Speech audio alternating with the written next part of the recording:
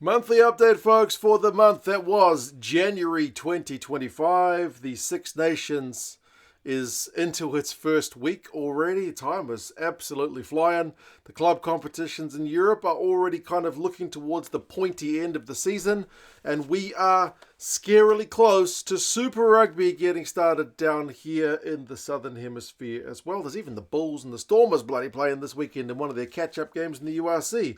Another summer rugby game. But yeah, we'll go through the month that was. What were the kind of big talking points? There's a few bits of news out with Mapimpi getting a ban, Savea being appointed captain. That's Ardie rather than Julian.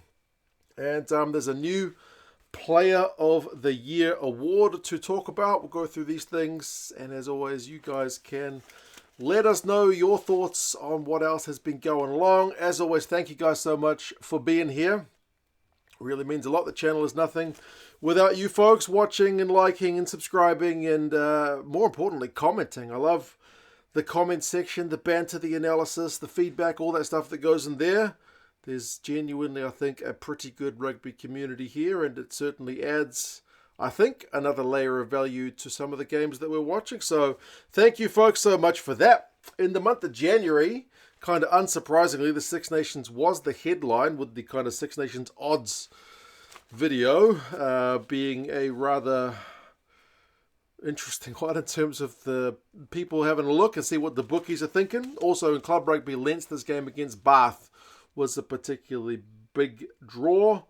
But yeah, I get the feeling things are going to be bigger in February just with the fact that the test matches are properly in full swing with the Six Nations. Test matches always blow club rugby out of the water, to be honest. Stats, where are most of the viewers from this month, or the month of January? Ireland takes the crown on this channel anyway, just ahead of the UK in second, and then South Africa in third. Tends to be that way around Six Nations time. UK, Ireland goes up. Australia, New Zealand, South Africa goes down. And then come the Rugby Championship, it's going to kind of flip on its head. But yeah, Ireland 1, UK 2, South Africa still 3, France 4, and Australia 5. So welcome along to all you folks from all those parts of the world. We even had 198 views from Austria, which is not Australia. And in terms of cities, 234 views from Kilkenny.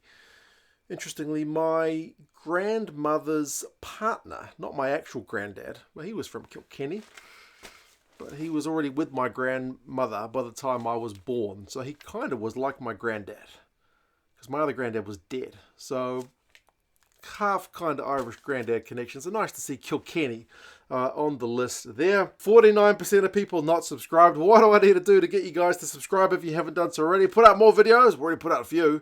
More stats. What else do you want? Subscribe if you haven't done so already. I would greatly appreciate it.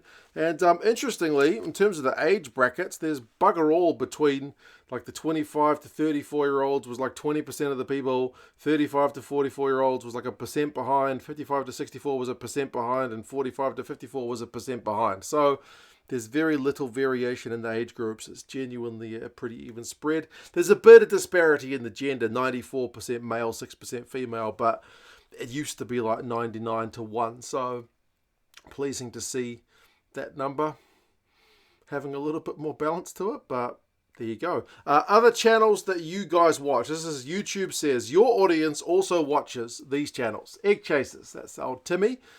He's always putting out bloody good content as well. The Rugby Analyst, For the Love of Rugby, which is kind of one of the newer rugby channels with a couple of former players running that one. Squidge Rugby, who is still, I think, the GOAT in terms of independent rugby creators, right? Him and his brother.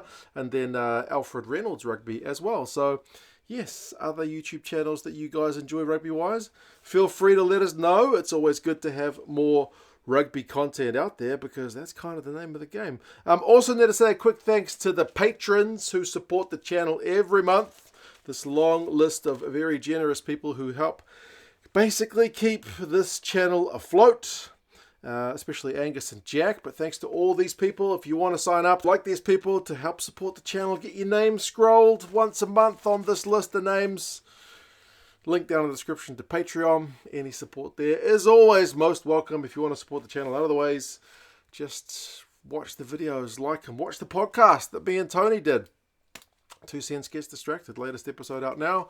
If you want rugby gear, British and Irish Lions jerseys, or All Blacks jerseys, or England Rugby jerseys, check out one of those stores down below. They're all affiliates of this channel, and if you use those links, it tells them 2 Cents sent you, and they throw a couple of shekels my way.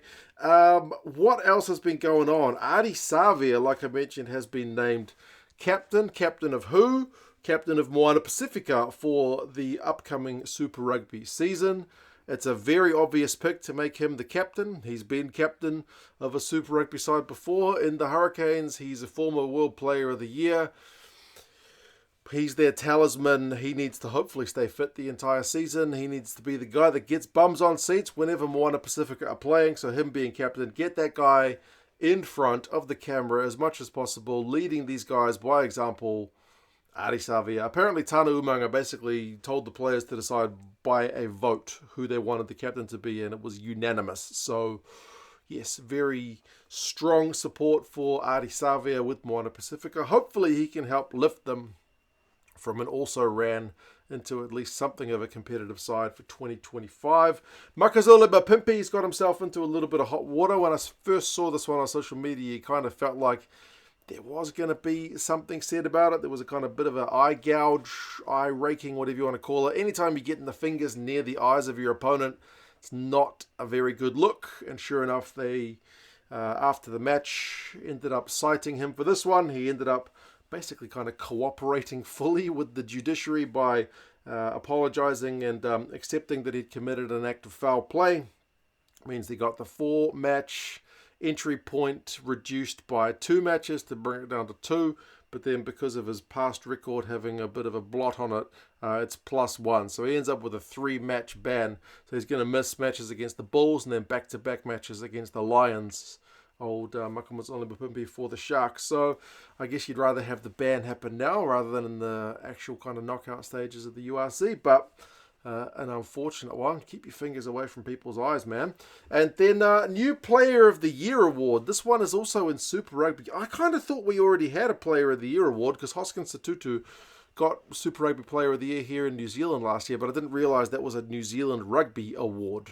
It wasn't actually the official kind of Super Rugby Awards award. So they've instituted they're going to have a new award, the Super Rugby Player of the Year. So it doesn't have to be a Kiwi. It could be a Fijian player. It could be one of the Moana Pasifika lads. It could be one of the Aussie teams guys. A lot of sports have got Player of the Years. To be honest, whether it's called like MVP, Player of the Year, or named after somebody, there's a lot of those kind of awards going around, so it kind of makes sense. World Rugby has World Player of the Year, so it makes sense for Super Rugby to have a Player of the Year. They're basically going to do it by having the coaches and captains of the opposing teams vote after each game. They're going to be able to give 3 points to one opposition player, 2 points to another opposition player, and 1 point. So the 3 players you thought did the best after every game. And then there's going to be a public table, which is tracking those votes throughout the season. So I think that'll be an additional talking point. I'm not sure it's going to be the thing which kind of revolutionizes, galvanizes Super Rugby, but I think it's a positive step.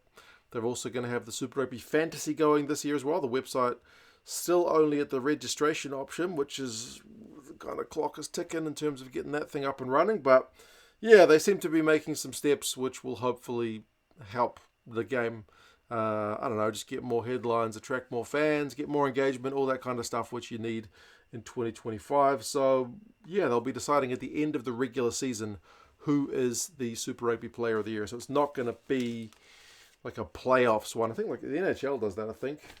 They do like the Hart Trophy, which is like the most valuable player for your team. And then they do like a separate award for like who was the MVP for the playoffs. So yes, it's kind of a more regular season thing, but certainly another talking point. That's it. That's it for the month of January. February's going to be massive.